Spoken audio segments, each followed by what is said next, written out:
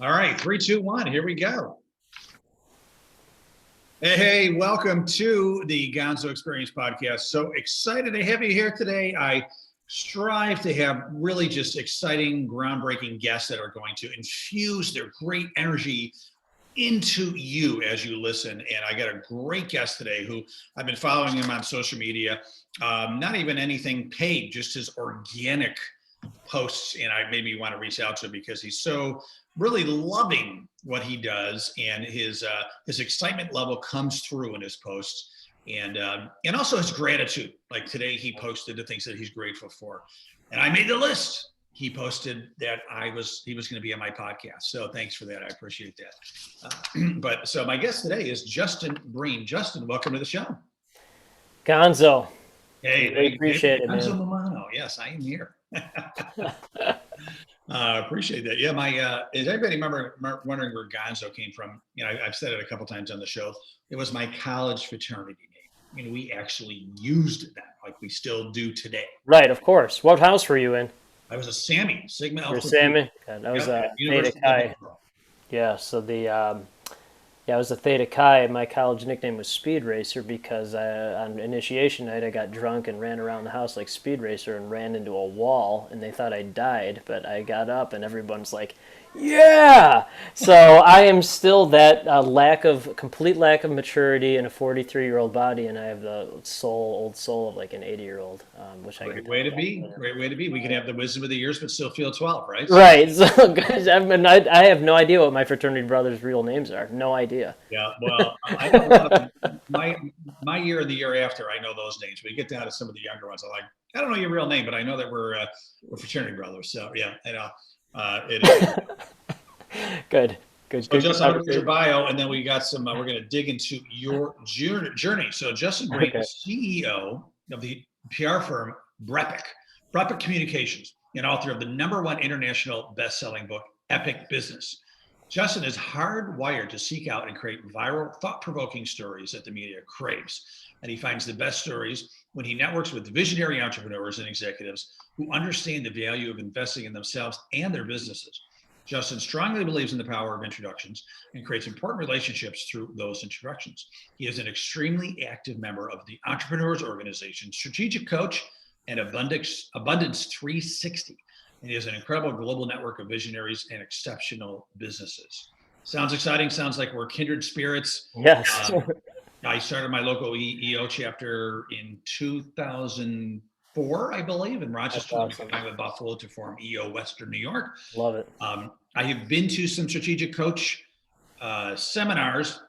I Yep. actually signed up and then COVID hit, so everything was on. Oh my God, I will talk about that forever if you want to. Yeah. But Dan Sullivan is truly a living legend, The right? greatest of the greatest. Really is. This is a good book too, by the way. Oh This is yeah, with Dr. Benjamin Hardy, yeah, Who that's Not a good one. How. That's a good one. Yep. And Ben Hardy is another superstar. I had him on my podcast Yep. a few months ago, and he is just another 10 out of 10 thought leader superstar that really, Genius. really Genius. affected my life. And so he wrote a book called Personality Isn't Permanent, which I've Hmm. read, and he has a 30-day course that goes along with it, which I have taken. So Dude, we're like the same person, man. Oh my I know. God. Love it. I'm in Chicago, and I'm Yep. Justin Breen in Rochester, New York. Right. Now, I'm not. I have heard of Abundance 360. Hmm. I have not joined it. Tell us about Abundance 360. Yeah, sure. So, I like being the dumbest person in the room. So in that room, I'm the dumbest person in the room.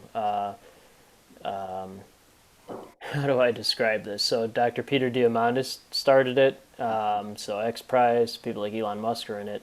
99% of the folks are running 10 million to $10 billion businesses. So they let a wackadoo like me in there because one, I made the investment to be in there, and two, my network and mindset are at that level, if not higher than a lot of the folks in there. But picture the most intelligent, uh, wealthy, partially insane. Like you were talking about going to Mars. These are the people that are actually going to like create the technology so we can go to Mars, and it's actually going to happen. And we had In one of the recent calls, we had the top geneticist in the world from Harvard, and he's creating the technology or leading it to allow people to live 200 to 250 years old, if not forever. So a lot of people go, wow, that's amazing. I go, well, wow, it is amazing, but two, it's happening. It's going to happen. So I like having access I just like having access to those brains and that technology because I know it's coming before 99.9999%, and then I understand it's coming. So very exciting to me. And also, I am the fantasy football champion. Third time I won it this year. So my fraternity, I want that mentioned because that's very important. That it was a nice bio you read, but I also just won my fantasy football fraternity title. Any players from the Buffalo Bills on your team? No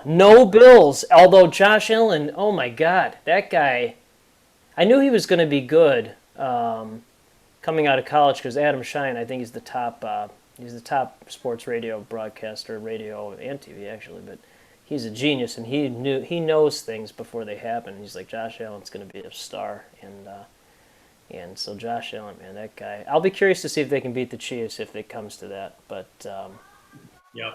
Well, here we are. So just so everybody knows, we're recording this on Tuesday, January 5th. Mm-hmm.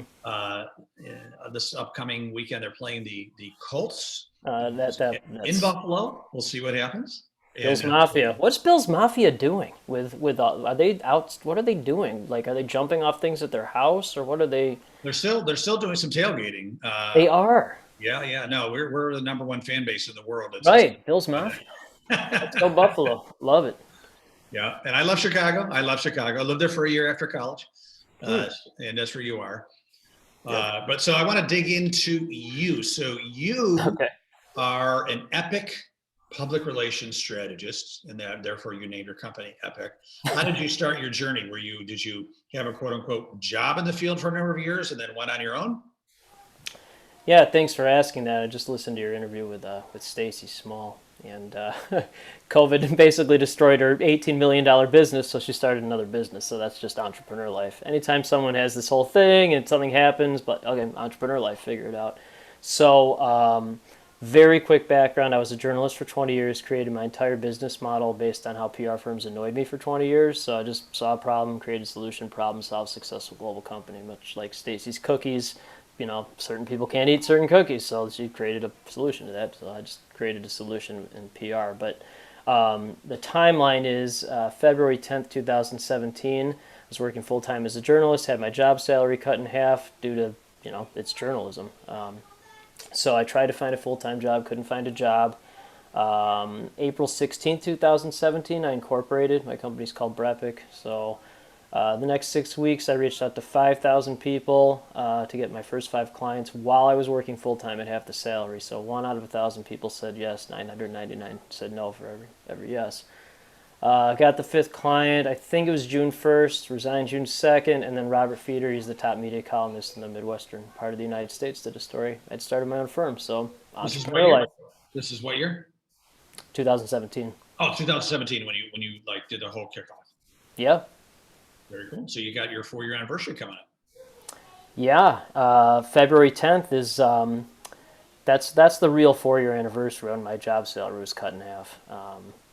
That was the best day of my life. That was better than my wedding day, arguably better than the birthday of my 2 children, like very close, because I was never meant to be in corporate. I was always an entrepreneur. They would give me weird jobs because they didn't know what to do with me. And so that allowed me to realize what I actually am. I'm an entrepreneur, I'm an entrepreneur who happens to be a journalist. I'm not a journalist who's a journalist. So big difference. Very cool. So there's a lot of PR firms, right? Hundreds, if not thousands. Right. Without giving away your secret sauce or maybe it's on my site. I don't care. What makes you different?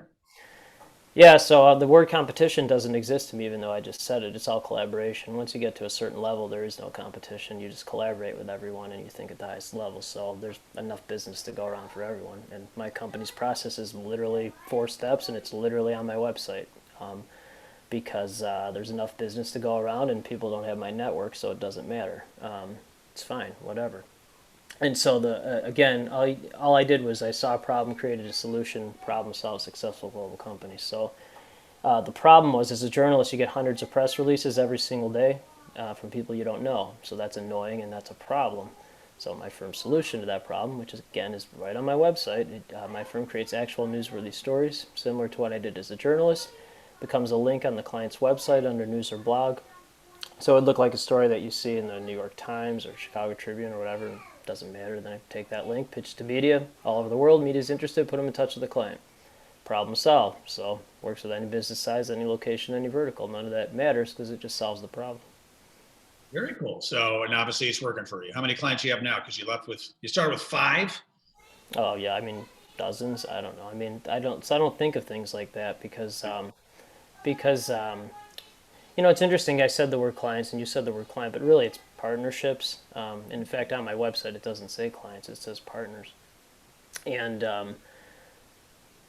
for me, what doesn't matter, I don't care about revenue, I don't care about number of clients, I don't care about office space, number of employees, none of that means anything to me. I care, and that's very strange for an entrepreneur, but that's fine.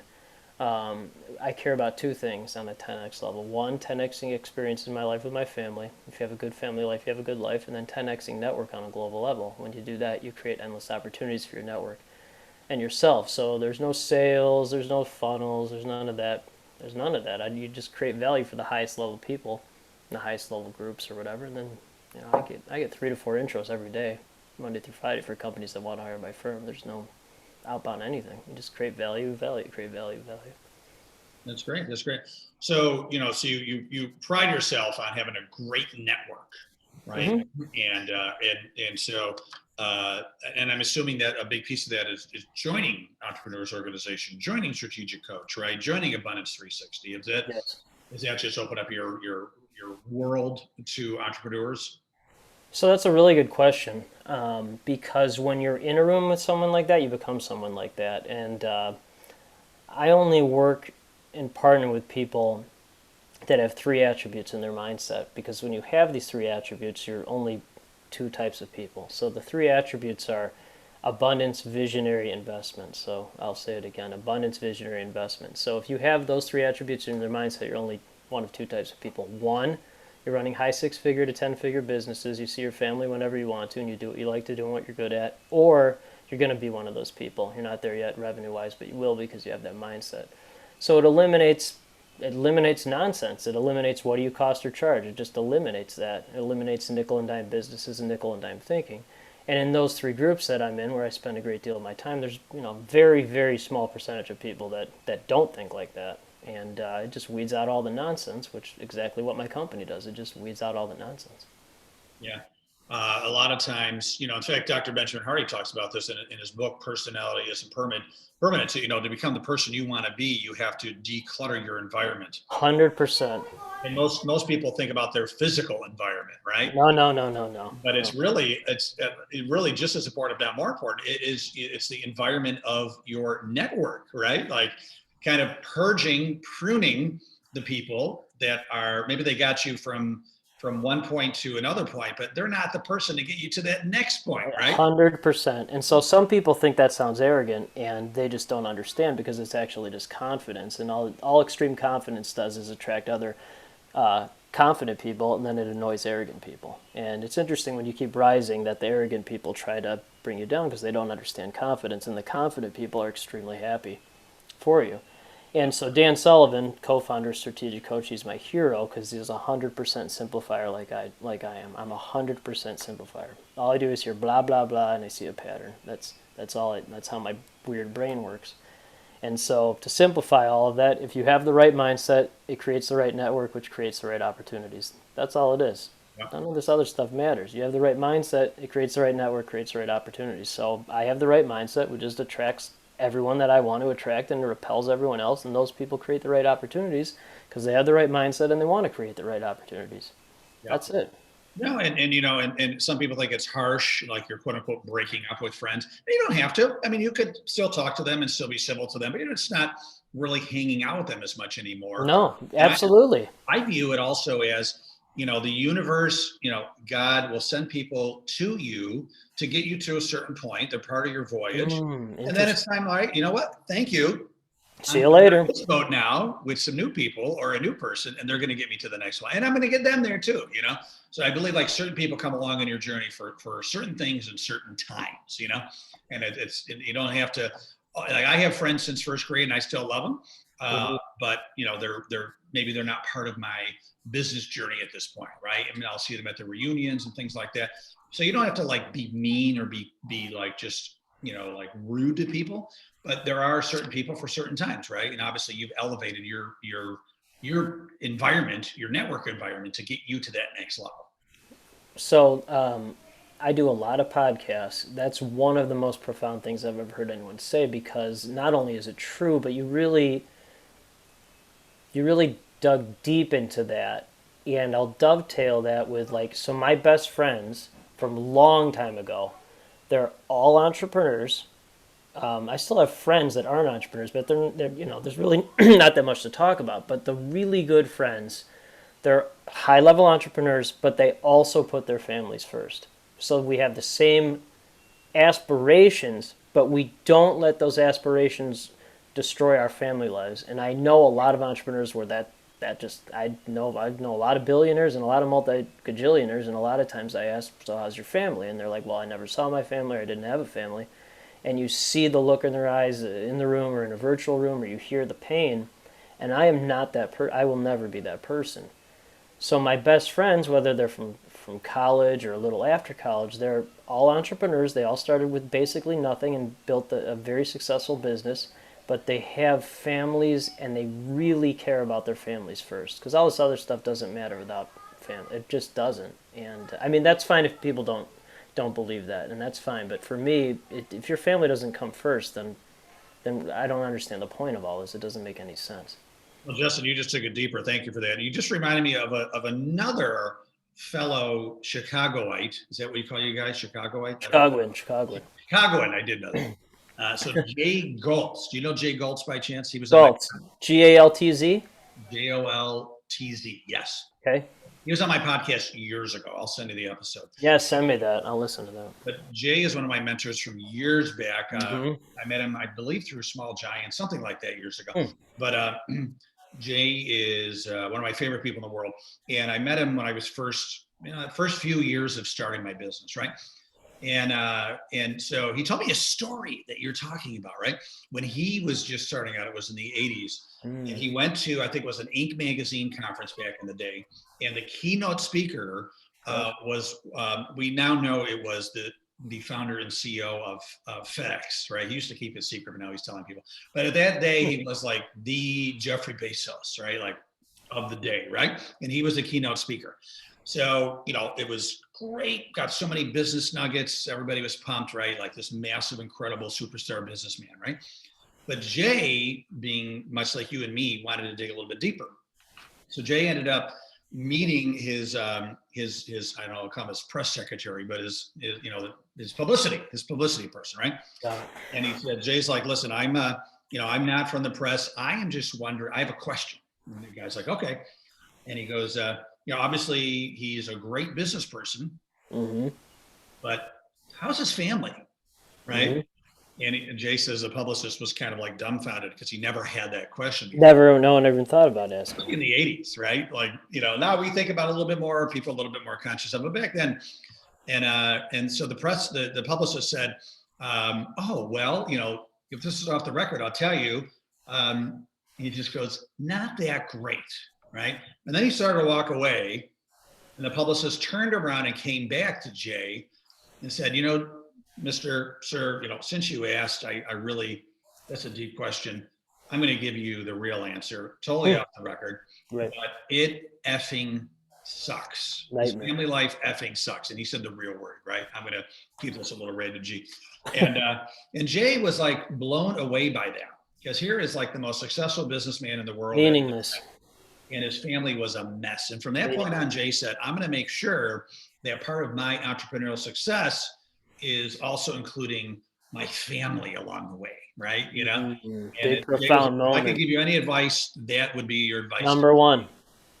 Yeah. The first line in my book is, if you don't put your family first, put the book down. I can't help you. And Yeah. after the prologue. And Yeah. it's a really interesting. I listen to people. I'm a high fact finder in Colby, which is in my opinion, the top entrepreneurial test or test in general. And I'm an 8 fact finder, 1 out of 10. 10 is the highest. And so I really listen to people. So when I listen to people, a lot of entrepreneurs are really high quick start and no follow through, so they're all over the place. And so they talk about all these things they have. Oh, I made my first million at 22. Got this new car. I got this new car, and I listen to that because you never hear them talk about their family, probably for 2 reasons. One, they don't have a family, which is fine, or 2, their family's a bleeping bleep, like you just said, and all this other stuff. It really doesn't matter. After a while, money becomes money. It's just money, and I'll tell you why I think like this is because, and why I'm an old soul is my dad was 61 when I was born, so he'd be 104, almost 105 if he was alive now. He died when I was 13, so I know what it's like to not have a dad around, and I have 2 young sons. I'm not gonna be that person that's not around. And then my brother died when he was 29. He'd be 40 now, so he died of a drug overdose, and so I know what it's like not to have a brother around. And I'm just not, like, it's a really interesting world being an entrepreneur because it's almost like you're punished for putting your family first in this world, which I really don't understand. But it's all about grow, grow, grow, grow, grow, grow at the expense of your family many times. And it's a strange world to be in a lot of times. It's a really strange world because there's all these incredibly high achieving people, but a lot of times family gets lost in that, and I'm just not going to do that. I won't do it. So Yeah, no, amazing to hear. It's funny. I got you on the show, and I didn't even think we were going to go here. But right. I love the topic, and it's such an important topic for entrepreneurs. Here in Rochester, I won't mention his name, but he's one of our local billionaires, and he built a massive big house. I mean, it's like 30,000 square feet, right? And he was on his 3rd wife when he started building it. During the construction, they got divorced. His kids are grown, so he literally has this whole house to himself, right? And he walked in there with a friend who I know, and the friend was like, the look of sadness on his face. Interesting. All alone in this house. He said, really impacted him. And so, I mean, and that's an incredible metaphor. Just like you've got this 30,000 square foot house to share nobody with. Nothing. So once again, really think about, like, I strive to, really have dinner and with the family and be home early with the family and the whole works. Right. Very important stuff, and carve out. I actually have in my, I have a vision that I read about different categories of what's important to me, of where I want to be. Love it. Dr. Benjamin Hardy helped me construct this, right? Not personally, but through his content. So I created a vision for my relationships. I created a vision for my health, my business, my career, my spirituality, and then I put on there fatherhood, right? I put my vision for father, right? And I have a whole daily thing that I want to do to make sure that I'm connecting with my kids, right? Every day, every day. Because I grew up in an Italian Beaver Cleaver home. My parents were home every night, right? And I grew up in, I want to say, Mayberry, right? I had a beautiful upbringing, and I want to have that for my kids as well. So great. Love it. So Justin, this has been fantastic. I truly yeah, you would love a strategic coach, man. You're already there, but that will help amplify the fact that you're already there. The balance. So I thought this interview was going to be about public relations, but it was about something much more. I never talk. No, because nobody cares. 1 and 2, like, nobody cares about what you do. They care about who you are. But if they care about who you are, they will care about what you. I don't even talk about what I do unless somebody asks, because I don't. It doesn't matter. None of that matters. That's just landing the plane stuff, and having the right mindset, and this is what really matters. And I don't know if you know Stephen Hertz, Herz. He's a great guy. He's a sports agent on the East Coast, New York area, and he said a quote to me: "You don't want to be the richest guy in the cemetery." So I don't write a lot of things down. You don't want to be the richest guy. So what my book is like when someone said something really profound, I would write it down. And so it's 30 of those things, and I made a chapter out of each of them. So this one, when I write another book, that'll be a chapter. You don't want to be the richest guy in the cemetery. And then there's another one. Somebody told me if you chase the money will outrun you. So I think that's a good. That's a good one too. Yeah, good, yeah. yeah. Well, I got another one for you. That's something you said at the beginning, and I got this from Cameron Harold. If you're He's a good guy, man. love Cameron, good friend of mine. But he said, if you're the smartest person in the room, you are in the wrong room. Oh, 100%. 100. Yeah, I hate being the smartest person in the room because it's that's the worst. Yep. Well, but a lot of leaders who have small, I'll say, large egos, but are they want to be the smartest person, so they sound smart. But good leaders, they want to surround themselves with people smarter than them, so that they will, can really bring the whole organization to the next level, right? So Justin Breen, this has been super fantastic. I appreciate it. If our listeners, viewers want to get in touch with you, connect with you, what are the best ways? Sure, I will land the plane. I will do that. So here's the book, Epic Business. Chris Foster wrote Never Split the Difference, did the foreword, so anyone who knows anything about anything knows Chris Foster. Just read Never Split the Difference. And on LinkedIn, maybe by the time this airs, I'll have 25,000 followers there. So Justin Breen on LinkedIn, and my company's name is BrEpic. So thank you very much for this. I really appreciate it. Excellent. That's where we met. We met on LinkedIn. So I know you're very active on LinkedIn, as am I. So I think I'm up to about 26,000. Oh my God, that's awesome, dude. I'm kind of a big deal on LinkedIn. Dude, you and I are so. I mean, it's really fascinating how similar you and I are. You're more handsome than I am, but no, I'm not. No, I'm not. Oh God. Hey, listen, nobody's hiring us because of what we look like. Both so modest, right? Yeah. Oh, I mean, people meet. So my wife, I know you have to go. So my wife, she's a pediatrician. She's just beautiful, lovely, like sweet, kind, empathetic, and so I have these. I used to have all these parties, with my company, and I will have one again eventually. But people meet my wife, they're like, "Wow, your wife's amazing!" Like how? And they have no concept of someone like me. Did you marry up? Oh my God, it's a miracle! A miracle she married me. A miracle. And then our kids are a good mixture of my wackadoo-ness and her kindness and medicine brain, that kind of thing. Right. That's good. That's good. Well, I love that you're so grateful for everything. And that's God, for her. Big part of the reason why you're so successful, right? So you're grateful for it. Thank you. So thanks again. Really appreciate you being on the show, and I look forward to continuing our relationship and friendship. Thank you, my friend. Thank you. And thank you, Gonzo listeners. Appreciate you. Of course, please do us a favor. If you like this podcast, which I'm sure you did, subscribe, download, listen to every episode, and rate and review us. It helps us to stand out in the ratings when people search for entrepreneurship. Thank you so much, everybody. Make sure to have a great day and stay awesome.